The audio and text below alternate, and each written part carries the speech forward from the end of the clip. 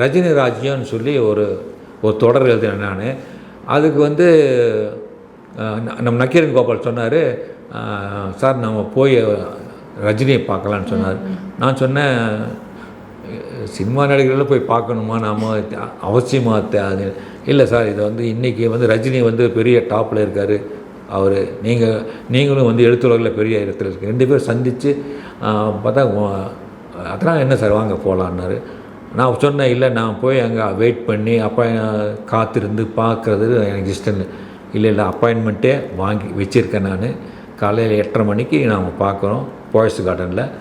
அங்கே வந்து அந்த தலைவர் சத்யநாராயணன் ஒருத்தர் இருக்கார், அவர் தான் நம்ம கூப்பிடுவார். அதே மாதிரி தான் போனோம், நல்ல மரியாதையோடு உள்ள வீட்டுக்குள்ளே உட்கார வச்சாங்க. 2 பேர் உட்காந்துட்டு இருந்தோம். வீட்டுக்குள்ளே பார்த்திங்கன்னா ஹோம் அப்படின்னு ஒரு சத்தம், தெய்வீகமான ஒரு சத்தம், வீடு பூரா சாம்பிராணி வாசனை.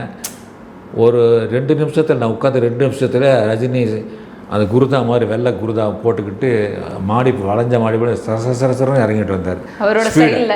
ஸ்டைலில் ஸ்பீடாக இறங்கிட்டு வந்து, கோபால் வாங்க வாங்க, அவாரியோ கோபால், நல்லா இருக்கீங்களா, எப்படி இருக்கீங்க, நல்லா இருக்கேன், எப்படி போய்ட்டுருக்கு பார்த்துருக்கேன் அப்படி கேட்டுட்டு என்ன பார்த்தாரு. ராஜேஷ்குமார் பார்த்துருக்கேண்ணே, குமுதன் வீட்டில் கதை எழுதுவார், நிறைய எழுதுறீங்களே இப்படியே ஸ்பீடாக பேசுகிறாரு.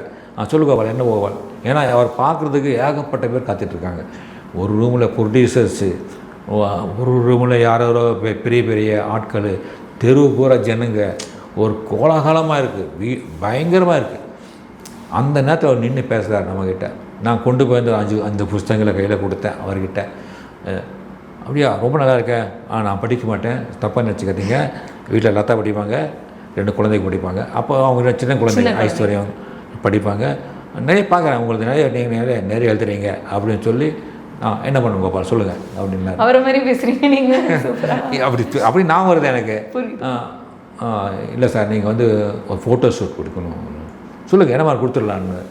இல்லை, சார் எழுதுகிற கதைக்கு வந்து நீங்கள் கையில் கன் வச்சுட்ருக்க மாதிரி, காலையில் வாக்கிங் போகிற மாதிரி, அப்புறம் அதை எதை இன்வெஸ்டிகேட் பண்ணுற மாதிரி கையில் இந்த மைக் இது வைக்கிற மாதிரி கொடுத்துட்டா போகுது. ஒரு நாள் ஏற்பாடு பண்ணுங்கள், ஷூட் பண்ணிடலாம் அப்படின்னு சொல்லிட்டு எங்கிட்ட 10 நிமிஷம் பேசிட்டு, சாப்பிட்டீங்களா அப்படின்னு சொல்லிட்டு கேட்டுட்டு, வேறு ஒன்றும் இல்லையே, ஓகே ஓகே ஓகே கை கொடுத்துட்டு போயிட்டார். இது ரஜினி. ஆனால் எனக்கு பிடிச்சது அவர்கிட்ட வந்து அந்த ஒரு நின்று பேசுகிற ஒரு மனிதாபிமானம். இப்போ கூட மீட்டிங்கில்